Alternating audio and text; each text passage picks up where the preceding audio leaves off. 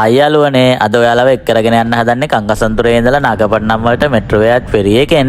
Immigration clear කරාට පස්සේ ලොන්ජ් එකේ ඉඳලා නැව තියෙන තැනට බස් එකෙන් තමයි එක්කරගෙන යන්නේ. ඔන්න යාළුවෝ අපි දැන් කංගසන්තුරේ නැව තියෙන වරාය ළඟට ඇවිල්ලා ඉන්නේ.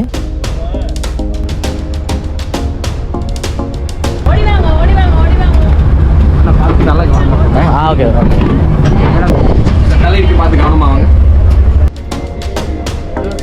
නැවේ සිටින් ඒරියා 3ක් තියෙනවා. පල්ලෙහා තට්ටුවේ සිටින් ඒරියා 2ක් තියෙනවා. උඩ තට්ටුවෙත් ලස්සන සිටින් ඒරියා එකක් තියෙනවා. නැවට ආපු ගමන්ම වතුර බෝතලයයි කෑම එකයි හම්බ වෙනවා. නැව ඇතුලේදී ඔයාලට ටී කොපි මිලදී ගන්නත් පුළුවන්. එයාලා ඒ වෙලාවෙම තමයි හදලා දෙන්නේ. ඔන්න යාළුවෝ නැවේදී හම්බුණ කෑම එක රස බලන්නයි හදන්නේ. වෙජිටේරියන් කෑම එකක් තමයි හම්බ වෙන්නේ. කෑම එකත් හොඳ රසට තිබුණා.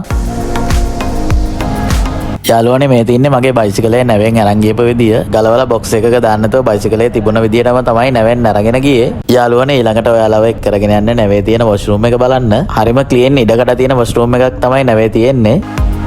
නැවේදී ඔයාලට සොෆ්ට් ඩ්‍රින්ක්ස් මිලදී ගන්නත් පුළුවන්. මේ තින්නේ ඒ වගේ ප්‍රයිස් ලිස්ට් එක. නැවේදී මට යාළුවෝ දෙන්නෙක් හම්බෙලා එයාලා මට තේත් අරගෙන දුන්නා. යාළුවනේ ඔන්න ඒ විදිහට තමයි ෆෙරි එකෙන් කංගසතුරේ ඉඳලා නාගපට්ටම් වලට මම ආවේ.